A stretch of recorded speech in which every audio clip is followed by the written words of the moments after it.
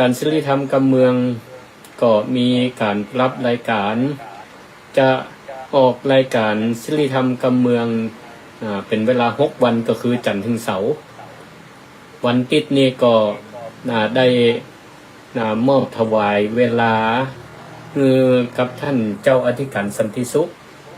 ท่านเจ้าคณะตำบลตัง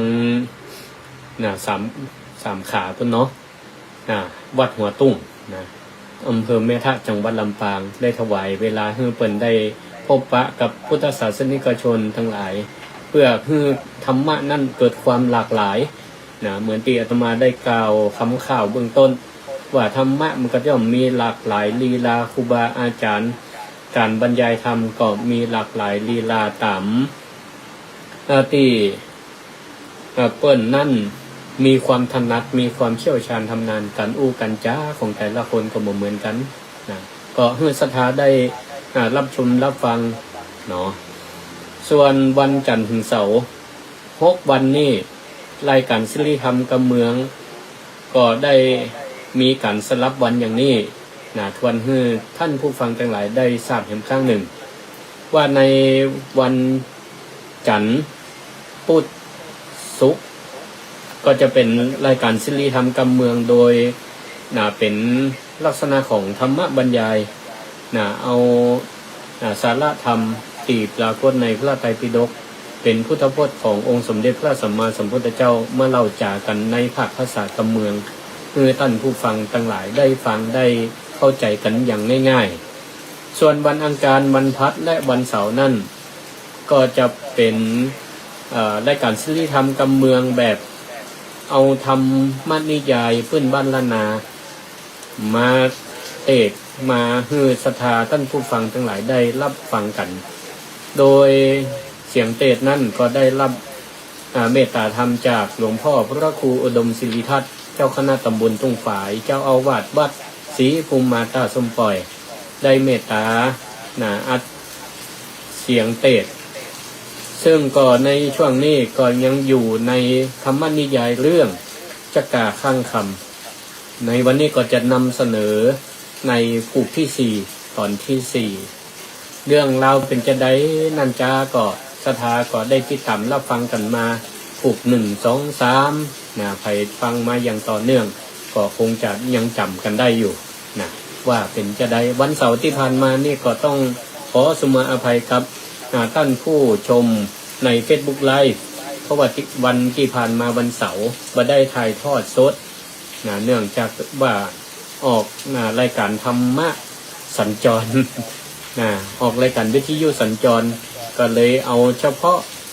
การกระจายเสียงทางสถานีวิทยุ 106.5 เมกะเฮิรตซ์สถานีวิทยุเพื่อการศึกษาวิทยาลัยสงฆ์นครลำปางและวันนั้นนี่ก็ได้รับเมตตาธรรมจากท่านอาจารย์พระครูอภิวัฒนวิกรมผู้อำนวยการเคลื่อนสีขาวเพื่อชาวประชาเปิ่นก็ได้ลิงก์สัญญาณเพื่อต่างสถานลำพูนเชียงใหม่เชียงไฮ้พะเยาได้รับฟังธรรมะนิยายจิวาจักราข้างคำก็มาเพื่อเป็นการเสียเวลาเนาะก็จะได้นำสถานทั้งหลายได้รับฟังรายการศิลธรรมกำเมืองฟังธรรมนิยายพื้นบ้านล้านนาจักราข้างคำผูกที่4บอกว่าสัญญาณมันนี่จะเป็นจะได้เนาะแต่ว่านี่ก็ศรัทธาโทรมาตอนใต้รายการว่าโอ้เสียงขาดหายบอกว่ามันเป็นเพราะอะไรอย่างแต่วันนี้ก็พยายามปรับละก็ตั้งทีมงานผู้อยู่เบื้องหลังน้องเอ็มก็ดีน้องนัทก็ดีถ้ามอนิเตอร์ฟังอยู่ก็รายงานให้กับเนิร์ดว่าเป็นจะได้พ้องมันชัดมันเจนหรือว่ามันขาดหายก็จะได้ปรับแก้ไขแล้วก็เดี๋ยวหลังจากฟังทำจักราข้างคำผูกที่4แล้วก็จะเปิดโอกาสให้ศรัทธาท่านผู้ฟังทั้งหลายได้โทรเข้ามาติชมรายการได้เนาะจดเบอร์โทรไว้ก่อนเนอะ064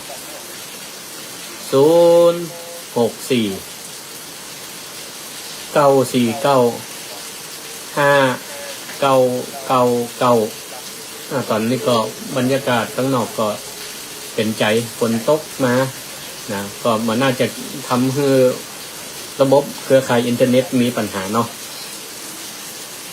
ก็โทรเข้ามาได้เนิ่นหลังจากที่ฟังเทศน์ฟังธรรมกันจบ064 949 5999ต่อไปขอเชิญท่านทั้งหลายได้รับฟังธรรมนิยายชื่อว่าจักกาข้างคำผูกที่4เป็นลำดับต่อไป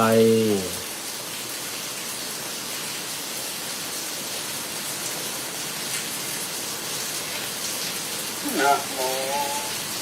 นะโม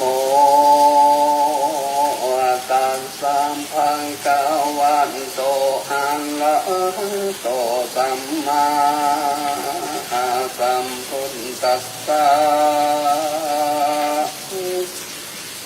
สัพพันนันตุกังสัมมันสัมพุทธังพุทโธลัญโยติสาลังสีเนหังกโรติวันตติติ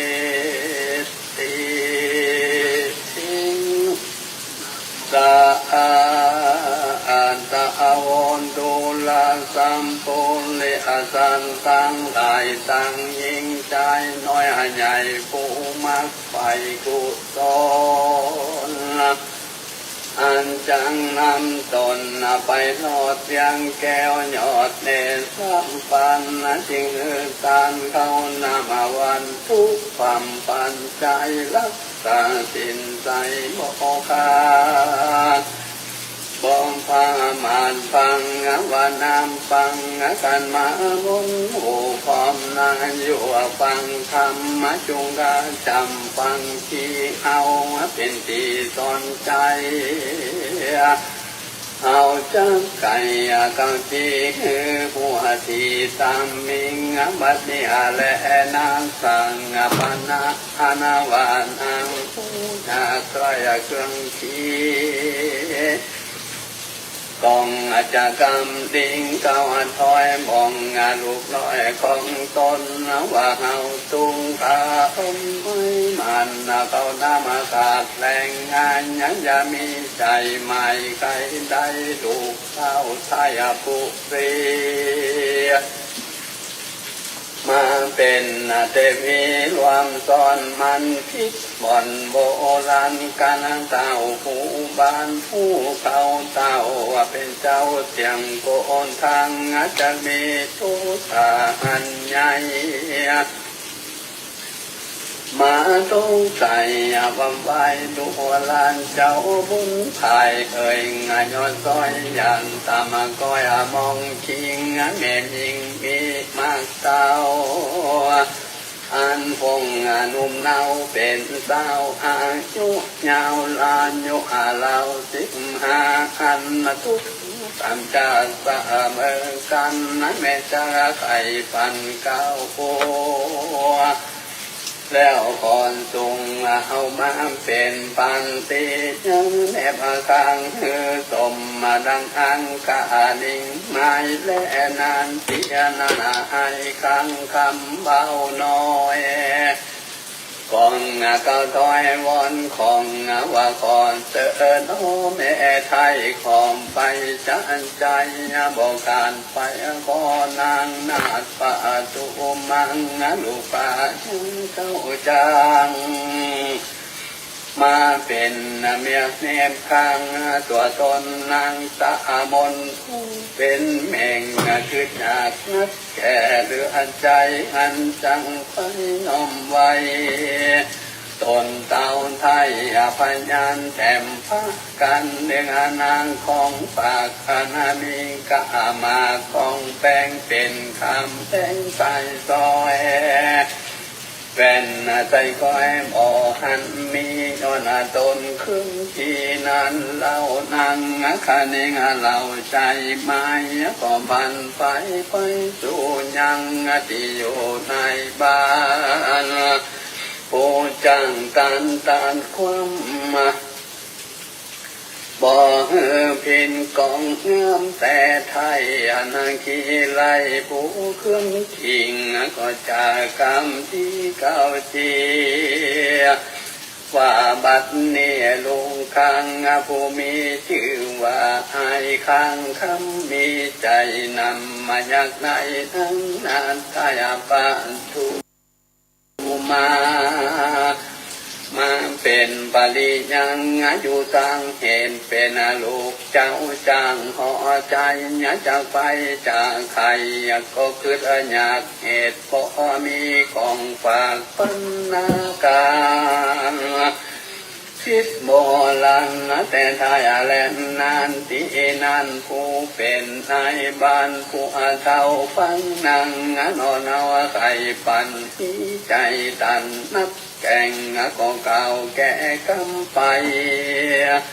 ว่าดูลานางแต่ใจน้อยนานใครใดลุงตาวารานผู้เลเฮาเครื่องขิงทำก้อยบ่มีซอยคำเด้งทางกะแปงติดเตด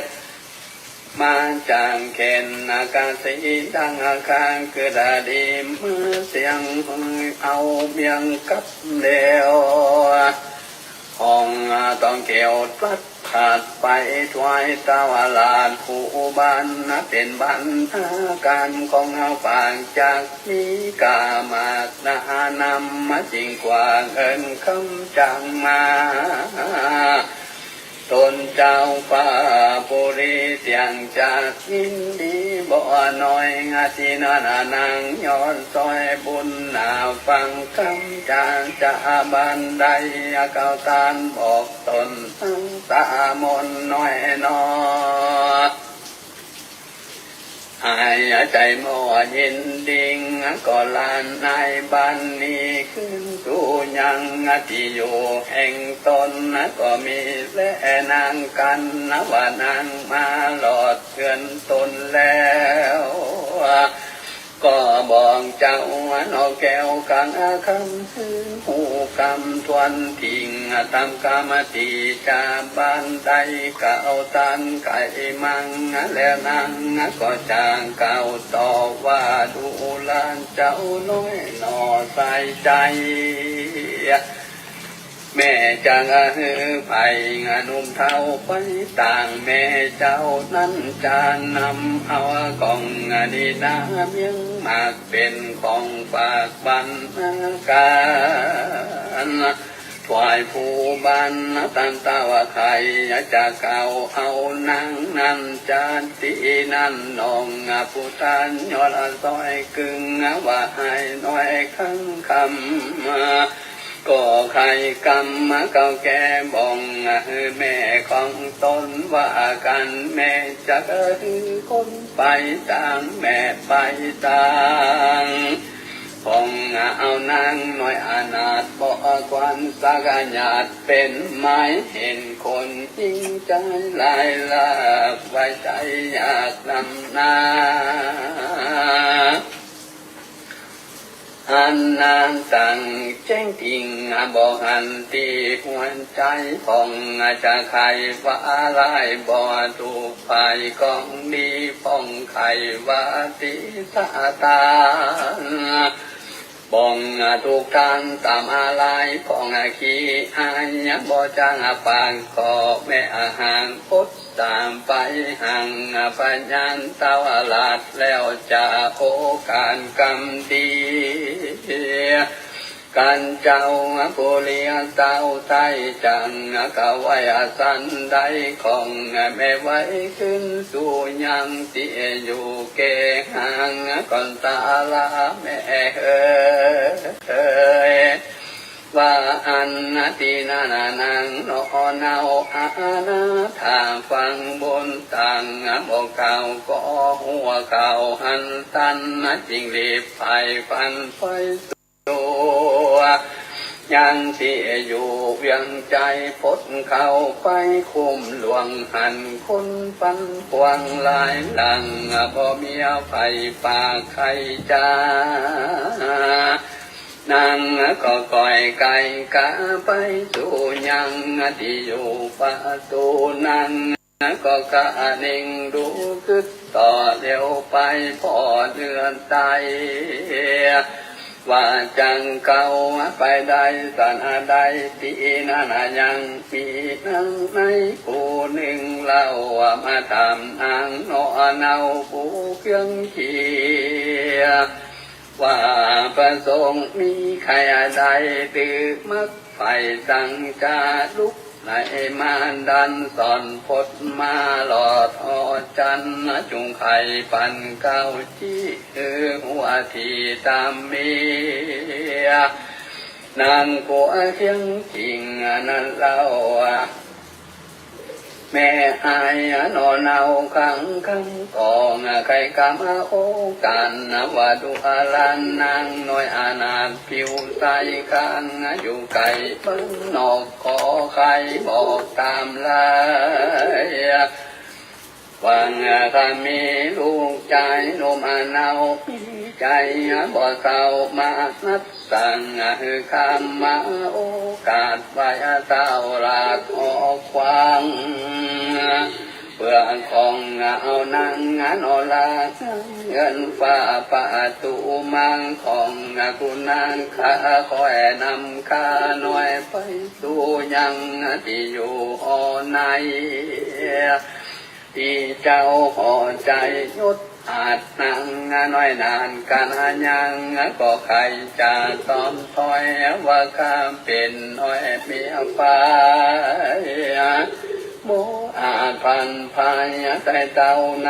ำนี่เข้าไปหลอดตีเต้าตนยอดผู้ลิงเหตุอาจารย์มีนักใหญ่มาตกใส่เต็งตัวกวางว่าหัวจังกาจุงไปองกาจะทำที่นางนงลังอยู่ข้างที่ประตูกว้างทัดไปเตอว่าอันตัดสามิงคะแนนในขณะนาใส่กันนังที่ไล่ไปหลอดเวียงแก้วยอดอคำอันว่าหินปันตุกรรมภาละสิเลอาแทงตาวลานอินตังก็สัญญาก็ดังตนเจ้าสังเอตวัน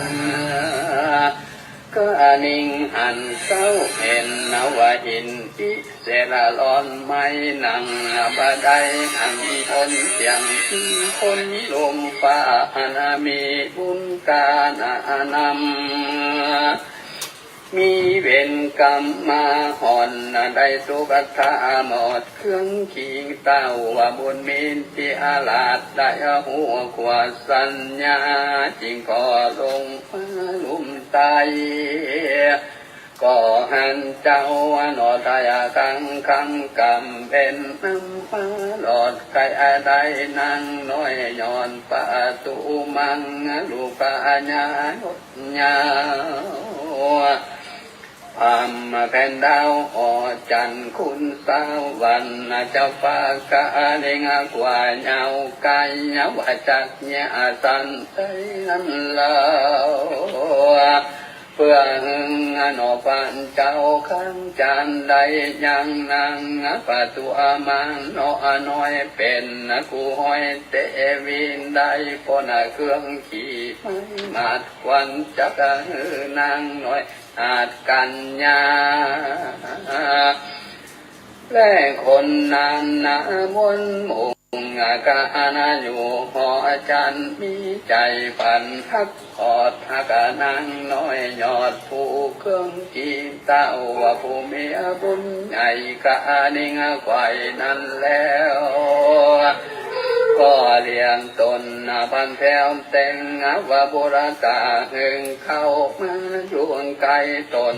ตาทายองค์ทำแล้วไกลกรรมบอกเราหูเก้าขี้ยาแต่งว่าบุญต่างหูแล้วกองกาลแก้วไปฟันจากสับฟันแต่ต้องลงมาสู่ห้องเมืองคนแล้วกับเป็นตนบ่จาดังนางนอลางกันญาณแล้วแสงเตียวมาจอมมุงเข้าไปสู่หอใจจุมนางในมุม เท้าบ่องหูเก่าและไปเกิดอาวานนางบุญภายน้อยนานเป็นอนางลาดกันยังก็บ่สั่งการจักของบ่ปากโลจานทำมาที่นั่นอังโนอานาปูอาณาทางอันเป็นแม่น้องปุรันตาย้อนซอยคำว่าอังนาซอยกันยาอันกำเป็ดมาอันสายก็ยกมือไว้อันจุลีจังกำเดียวกันว่าดูอาลานนางน้อยอานานเคยนอเนาขอเปิงเจ้าเอาบุญได้ช่วยเกื้อหนุนข้าไปหาเจ้าฟ้าปุรีเอราเก่ามีเก่าถอยกันนี่มีลูกน้อยใจเดียวทุกเป็นเกี่ยวลายแรงมีใจแฝงใครได้ยังนาราไทยปันตุมาลูกสาวปัญญาเขานี่ก่อนไทยเก่าเจียนำตังไปหาเต้าหอกวางเจ้าฟ้าที่นั่นแต่งว่าโบราณตาตนพิเศษอันกาวเป็ดลงมาเป็นนางกันต้อยนั้นฟังโอกาสนางไข่ก็แสงเร็วไว้ตอมถอยวางอันคาหน่อยยิ่งกว้างกว่าฟ้าเหนือหัวเต้าลาดอาตยางขาดเอาตายนางปุ้นภายขี้ไล่ก็ย่อไว้ไข่จ้าว่าของคุณนานตัวอาคาพังนามังไก่เป็นสันได้นั้นสดขอไปโปรดอินดูส่ง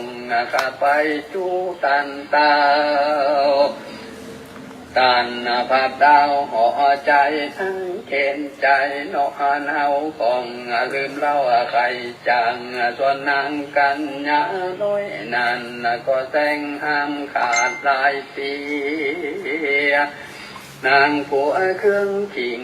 น้อยก็ซ้ำเก่าต่อยวนของว่าคอนเตอนอจันใจตีนานางนาไทยกันยาฟังนางอาณาทางกะถอยก็มีใจไฟห้อยหมูตูมีใจเอ็นมาเต้าฮักนางนอนเอาอาณาทางก็ลำอาสาโอกันว่าดูอาลานนางน้อยอาณาคนผ่านการจะกลับว่านำมันการไปสู่ยังที่อยู่หอในกันจะไก่เก่าแล้วก็ปานแก้วไปสู่ยังที่อยู่หอจันแล้วปังกาที่อาวาสไว้เต้าราชปุรีแล้วจังกันดีบองเก่าว่าการแดงตันตาวาภาปะลังการได้อาสามาสุงยังที่อายุหอใจย้อนนางเกณฑ์ใจน้อยนานนำมาโอกาสวนวันก็นำบรรณาการมาฝากเป็นเมียงกับมาดนี้เล่าเพื่อตัวตนเจ้าปุรีแม่นกามีน้อยบ่เหมือนซอยคำแดงแก้วก็แสงอุกมาดเป็นแก้วอ่านคุณทนตั้งเครื่องพาดำตนลายแรงของใจแผ่เจยบันทับยังปันกันนิสัยอันนางขี้ลายทานำมาเยืนตอนนาเพื่อขอนางหน่อยอ่อนบุญมีของเต้าปุริยศอันใดอันนุอาญาตองอวังยกอายังนอเนา งามมาบ่เศร้าปันตุมาเป็นภาลีกูหอยกับไอ้เบาน้อยผัวเขียวแดดเตอดีนั้นเต้าจำปาจดอาจฟังนางน้อยนานตุ้งสั่งนำปันนางกันมาหลายหลักเป็นเมียงหมากปูยาสามีโกธาไม่มาโอดขนาดเดือนใจดังเอาไฟเอาแทงใส่ยาแห้งต้องคานด่านอังกานาญาณจันใจด่านนันขีลายคนผ่านนะว่ามึงใจอ่านเฮาหาดเนี่ยพามาตนกูเอาเมียงมาจูกับมังว่าเป็นของฝากปันนาการนะกูใจบ้านจืนจอยแล้วว่าก็นั่งนาดน้อยปานตุมาหลานจานที่ดังกูตาวตนภาพดาวห่อใจอีจังไทยนาห้อง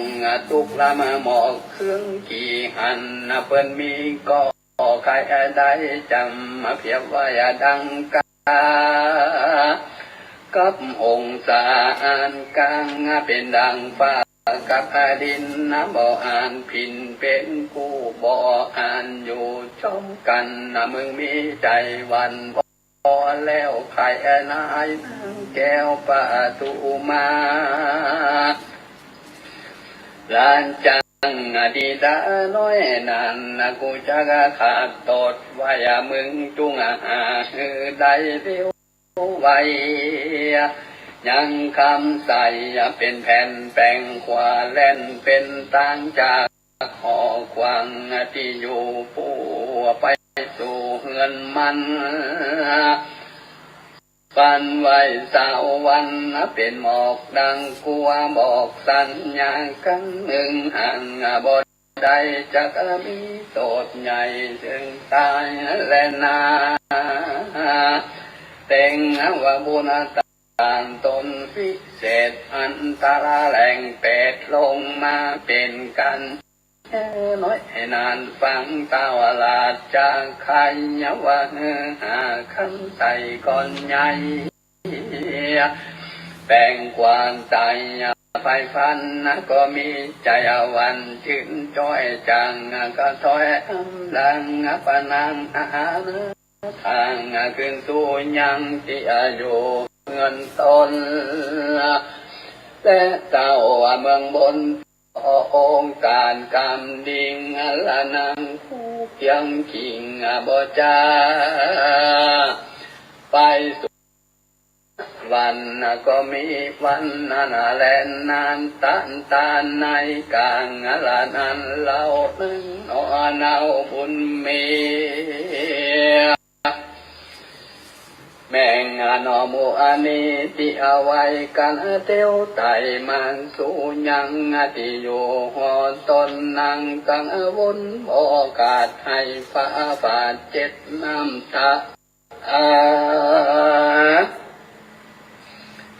บ่ปังจังกาวผู้เต่าตักอยู่สันดีน้องมูนีนุมเนาหันแม่เจ้ามองผ่านก็หัว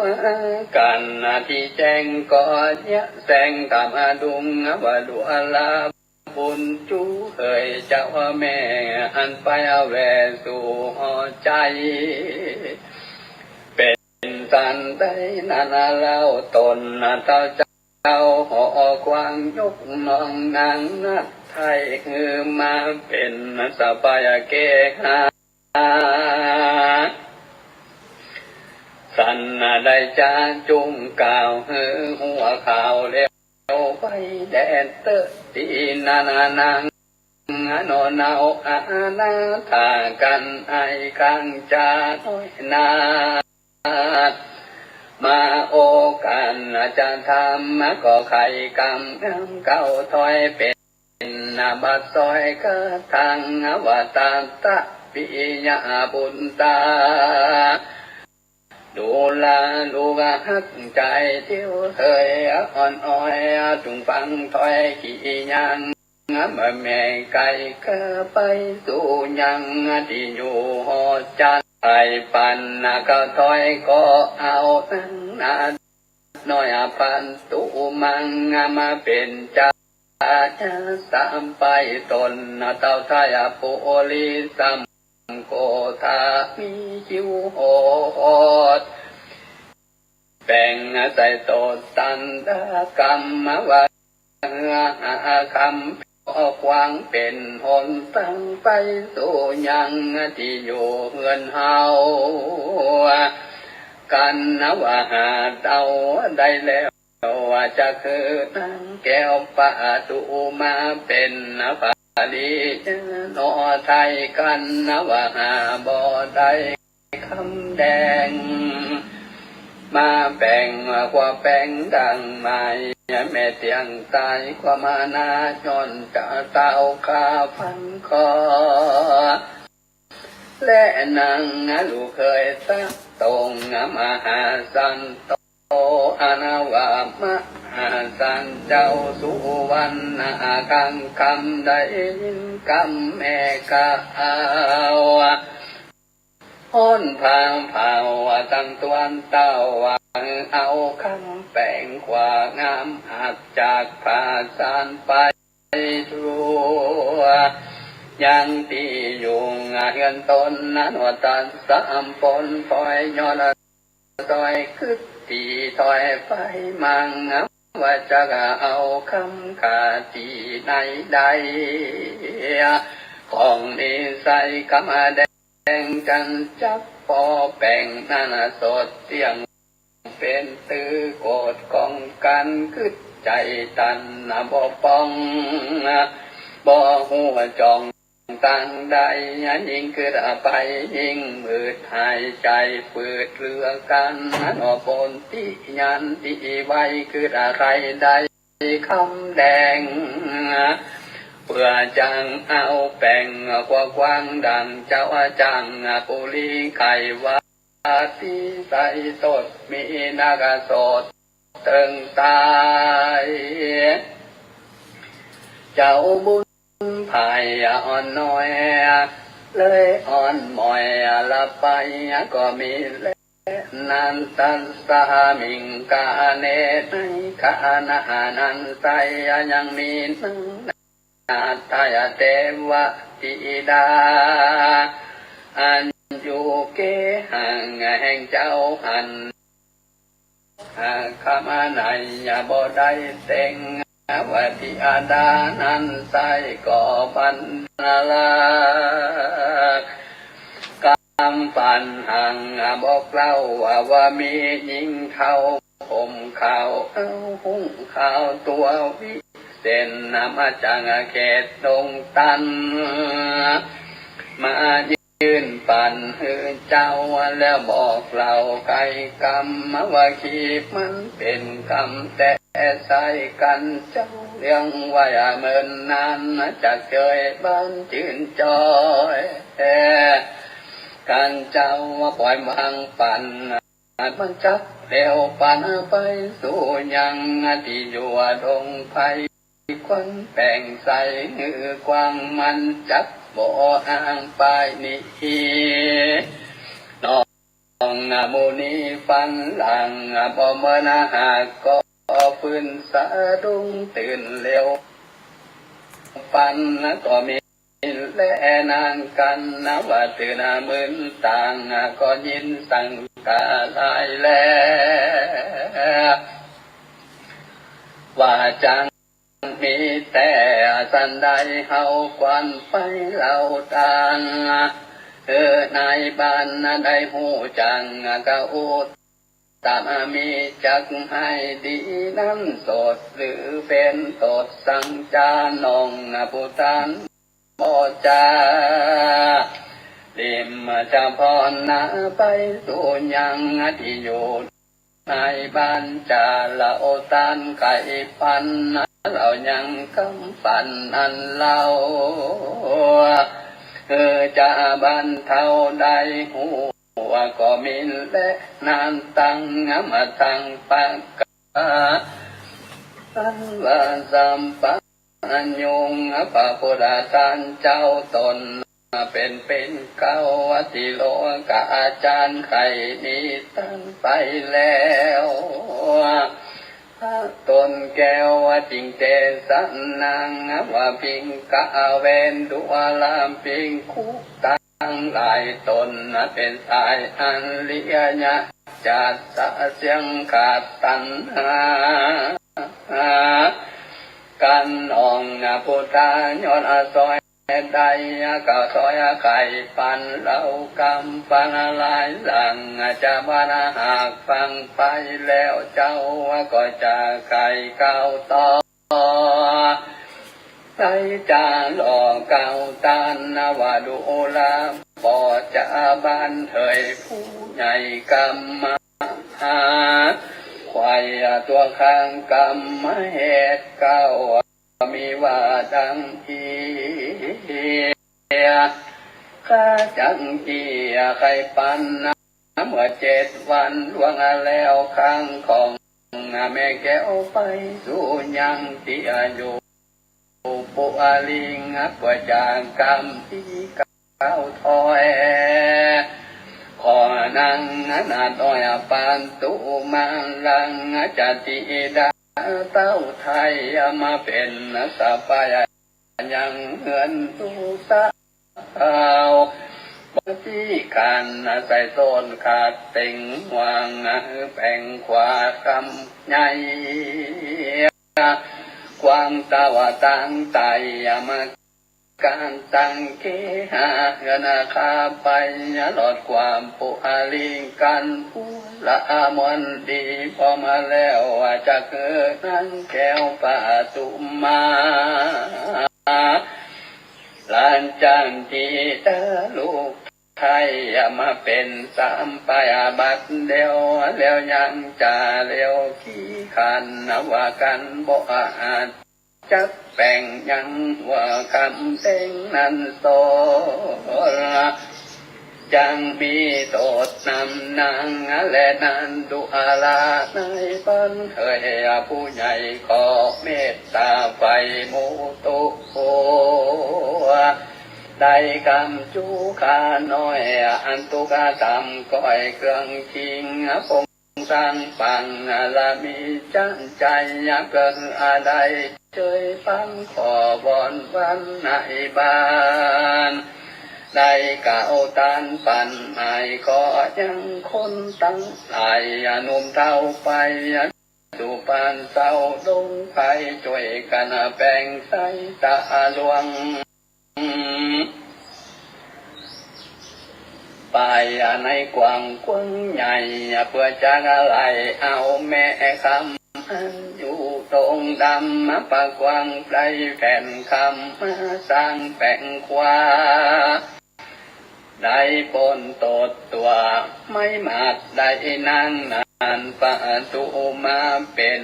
ปัญญาแนบข้างและนางนิติตั้งที่ยาสังวันนาวิเศษจาหงเหตุ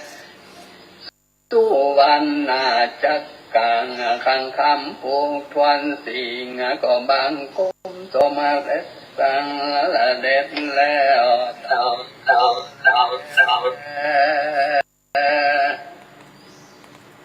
สาธุนะท่านผู้ฟังทั้งหลายก็ได้รับฟังธรรมนิยายเรื่องจักกาคังคำปุกที่4จบเป็นที่เรียบร้อยแสดงพระธรรมเทศนาโดยหลวงพ่อพระครูอุดมศิริทัตน์เจ้าคณะตำบลตุงฝายเจ้าวาดวัดศรีภูมิมาบ้านตาส้มปล่อยตำบลตุงฝายอำเภอเมืองจังหวัดลำปางหลวง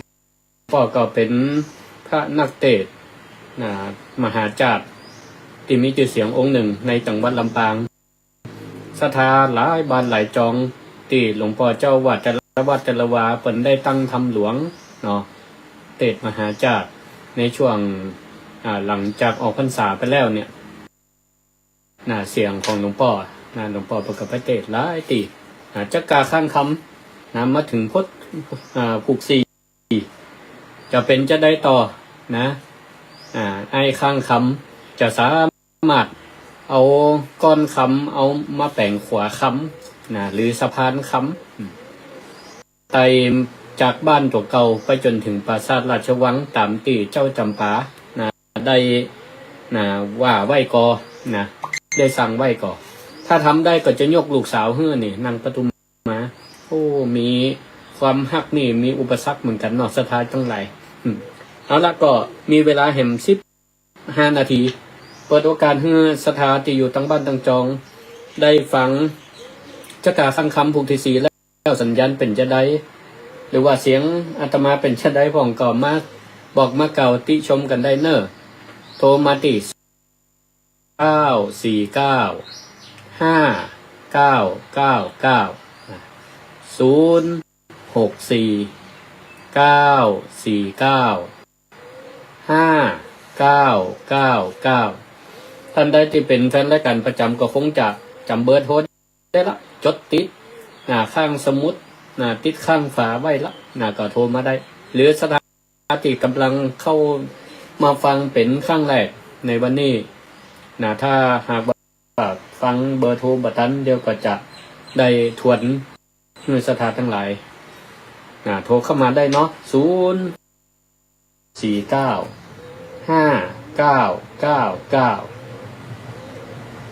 ก็ยังรักแซบก้านี่ฝนห้องโทรมาละลายแรกเจริญปอน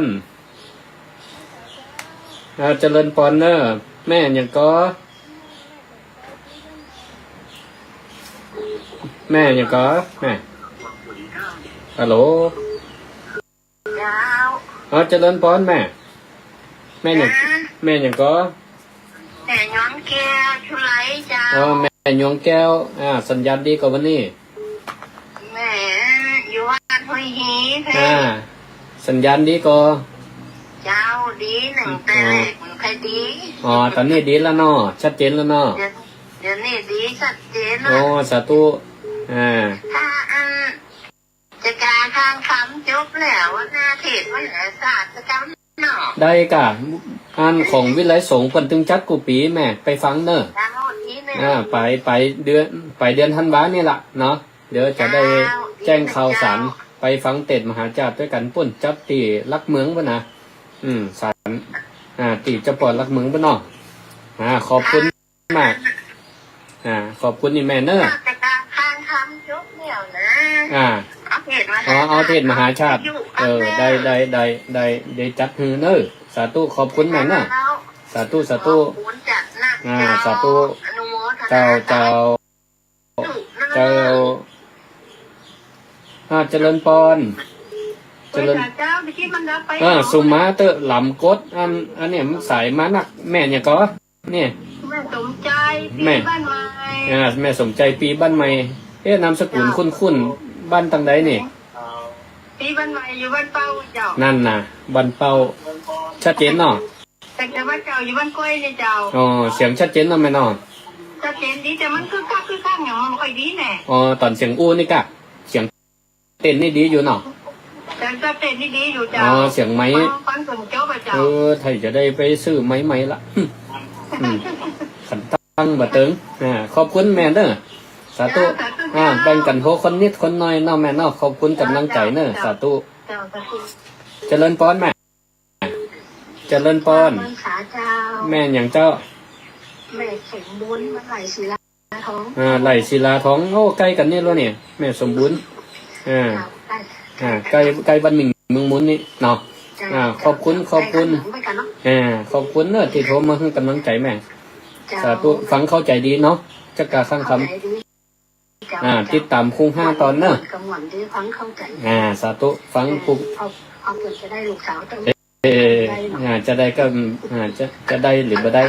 ฟังต่อเนาะสาธุขอบคุณเนอะถึงได้เนาะสาธุขอบคุณแม่เจริญปอนนมัสการเจ้าแม่คำซุกกะเจ้า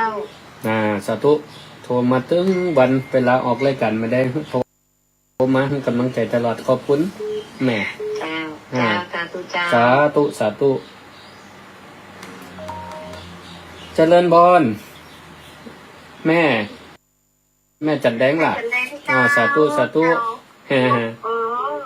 ขังลำย่านตั้งแต่โคพินเรือ โอ้สาธุติดตามคุกห้างตอนเนอะจะเป็นจะได้ตอนเนาะเจ้าเป็นกำลังใจนะ ขอบคุณคุณแม่จันแดงสาธุ เจ้าค่ะ เจริญพร ฮัลโหล เจริญพร สวัสดีค่ะ แนะนำชื่อนายหนึ่ง ชื่อสุมาลีค่ะ โยมสุมาลีบ้านปะแล้วค่ะ บ้านปะแล้วฟังเมืองหู้เรื่องว่าเนี่ยอู้ไทยเนี่ยฮะฟัง ทุกองค์เลยค่ะแต่ไม่ได้โชว์ ฟังได้เนาะฟังออกเนาะ จ้าผู้เทศเพราะดีค่ะโอ้โหเสียงหวานแจ๋ว หลวงพ่อวัดศรีภูมิมาสาธุสาธุเป็นกำลังใจเนาะฟังผูกห้าก่อนเนาะส่วนพรุ่งนี้ก็บรรยายนะสลับกันไปนะสาธุติดตามรับฟังนะ5 โมงเย็นนะรายการสิริธรรมกำเมืองเนอะสาธุขอบคุณแม่เจริญพร นักการเจ้าท่านพระครู แม่อย่างเจ้าเป็นคำนี้คำนี้ของเจ้าวันนี้สัจเจนดีเจ้าสาธุเนาะขอบคุณมากๆเดี๋ยวฝนมันแบบอันกวนดีแบบเป็นลมเป็นฝนเสียงดีเนาะขอบคุณแม่คำมีสาธุสาธุเจริญพรเจริญพรแม่อย่างก็แม่โตมาจากอำเภอสุปาศพปาโอ้ขึ้นไปไก่ดีแม่ตาศพปาสาธุสาธุฟังตึงวันเนาะแม่เนาะสาธุฟังแฮมเดอร์โอ้สาธุสาธุโอ้เดี๋ยวจะได้ไปบอกหลวงพ่อเพิ่นจะได้มีกำลังใจเตะพุ่ง5 พุ่ง 6ต่อไปเนอะสาธุขอบคุณสาธุแม่บัวไขแม่บัวไขเจริญพรเบาเสียงหน่อยหนึ่งแม่บัวไขโอ้หันโทรมาบัดตันเพิ่นเนาะกับนี่ตันเพิ่นละอยู่คนเดียวเอาดังกำมันดีดีละขอบคุณที่โทรมาให้กำลังใจสาธุขอบคุณเจริญพรโอ้สาธุโอ้ขอบคุณเจริญพรนะเจริญพรยายพรมันก็ล่องงัวแดงพุ่นน่ะวันนี้เปิ้นอันนี้หลายลิงกับขึ้นสีขาวเนาะโอ้ท่านผออันขึ้นสีขาวเปิ้นเกี่ยวสัญญาณดีละจะได้ฟังไปไกลขอบพระคุณท่านผอเปิ้นได้เมตตาเนาะโอ้นั่นตัวลุงยองก็ได้ฟังไปละวันนี้สำเนียงตอนนี้สำเนียงลำปางแม่เข้าใจอยู่กันเนาะฟังได้อยู่เนาะสาธุขอบคุณแม่พรนะยายพรอนุโมทนาขอบคุณเนอะแม่เนอะสาธุอยู่ดีมีสุขโอ้โทรมากันนักกันหลายฮะบางท่านก็บัดติดเจริญพรแม่ศรีกูล หัวมือแปบหมดแล้ว เจริญพรหัวมือแปบหมดแล้วกะเดี๋ยวแล้วนี่ตายามองโอ้โทรมาเนี่ยสายซ่อนกันนี่ยังสายพักแคบยังสายพักแคบยังหูจิกุงนี่ขอบคุณแม่นะสาธุแม่สิกุลขอบคุณที่โทรมาให้กำลังใจทุกครั้งเลยนะสาธุอยู่ดีมีสุขเนอะเจริญพรแม่สีนวลติดแล้วเนาะติดแล้วเนาะมือแปบแล้วตายามองเห็นเด้อวันนี้ชัดเจนโอ้ดีละเสียงอู้ก็ชัดเจนดีเนาะแม่เนาะเสียงพ่อครูก็ดีเนาะโอ้ขอบคุณมากเดี๋ยวจะไปบอกหลวงพ่อ ว่าศรัทธาแม่ศรีนวลชื่นชม ขอบคุณสาธุ เจ้าไปสา ขอบ เจ้า คุ ไป ณ สา สา เจ้า ธุไปติโทรบัติดตะกี้เป็นสายซ่อนกระโทรมาใหม่ก็ได้ก่อนยังพอมีเวลาแหมสัก3 สายได้ดีอยู่เดี๋ยว5:58 นาทีนี่น่าจะลงปั่นปอนได้ละเพราะว่ามันดีเลย์หน่อยหนึ่งเดี๋ยวถ้า6 โมงก็เปิ่นจะตัดเขารบธงชาติให้ละเนาะผู้เตี่ยกับปั่นปอนชบซักกรรมบางเตี่ยมันก็คอนโทรลบ่ได้สถาประกอบให้ความสนใจโทรมาให้กำลังใจนะก็ขอบคุณอนุโมทนาหน่อยตีจดตีเขียนมานี่เป็น10 กว่าสายแล้วนี่สถาท่านใดที่โทรมาบัดตันตะกี้นะโทรมาใหม่ก็ว่าเจ็บหัวแม่มือมาเอาระบโทษที่ไหนเนาะนะติดตามรับฟังกันได้นะรายการสิริธรรมกำเมืองตั้งขึ้นสถานีวิทยุรักขึ้น 106.5 เมกะเฮิรตซ์สถานีวิทยุเพื่อการศึกษาวิทยาลัยสงฆ์นครลำปางและก็บางช่วงบางโอกาสก็ได้รับเมตตาธรรมจากท่านผอ.ขึ้นวิทยุสีขาวเพื่อชาวประชาก็ได้ก็เกี่ยวสัญญาณก็คือสถาตั้งอื่นตั้งไก่ได้รับฟังไปด้วยนะครับก็ขออนุโมทนาขอบคุณสถากุคนที่ได้ให้ความสนใจติดตามรับฟังกูเตียนี่ฟังเทศนี่ต้องไปใส่กันเทศกันที่วัดที่วะเนาะตอนนี้ก็ออกอากาศออนไลน์ให้ใครใส่กันเทศก็ถือว่าปูจ้าเสียงหลวงพ่อก็ว่าโอนเข้ามาก็ได้นะที่เป็นทุนการศึกษาเนาะกองทุนการศึกษาพระภิกษุสามเณรพระนิสิตนักศึกษาวิทยาลัยสงฆ์นครลำปางก็ต้องใจทุนการศึกษาอยู่หน้าอยู่หลายอยู่เนาะช่วยเหลือกันไปเนาะส่งเสริมให้พระสงฆ์องค์เน้นได้มีวิชาความรู้มีธรรมะที่จะเอาไปช่วยกันเผยแพร่เหมือนกับครูบาอาจารย์ที่ออกรายการวิทยุตึงวันเนี่ยแต่ละช่วงแต่ละเวลาครูบาอาจารย์ทั้งหลายประกอบหลายผู้หลายท่านก็ศิษย์เก่ามจล.ทั้งมจล.ของวิทยาลัยสงฆ์นครลำปางก็ดีมจล.ติดต่างๆก็ดีมจล.นี่มีหลายตีหลายแห่งมีหลายจังหวัดอยู่ทั้งนี้ก็เป็นศิษย์มจล.ด้วยกันพอเปิ่นเรียนจบปริญญาตรีปริญญาโทปริญญาเอกก็มีวิชาความรู้มีธรรมะก็เอามาช่วยกันเผยแผ่เพื่อศรัทธาพี่น้องเขาทั้งหลายได้รับฟังกันเพื่อเอาไปประยุกต์ใช้ในชีวิตประจำวันเนาะให้มีสติมีปัญญาในการดำเนินชีวิตฟังธรรมก็จะไปให้มันตุกมันโศกแปลงใจให้มันมีความผ่องใสเนาะมีความผ่องใสเอาละท้ายที่สุดนี่ก็จะขอปั่นปอนลาศรัทธาพี่น้องเป็นกำข้าวก็หลวงพ่อพระครูอุดมศิริทัตน์เช่นกันได้เมตตาแต่งรายการสิริธรรมกำเมืองว่าจะนี่สิทธิกิจจังเกิดสั่งบ่ค้านสมใจกูด้านนาใดดังคิดสมฤทธิ์ที่หนาตามผาธนาเงินคำกำแก้วไหลหลังตัวมาเป็นทองผ่องแผ้วมีสุขเลิศแล้วดวงไทยสิทธิกำมังขอของดีมีใจสมมโนไมไฟคิดสิทธิเตจังอุดมเดชฤทธิ์สุทั่วสารทิศมีคนสรรเสริญ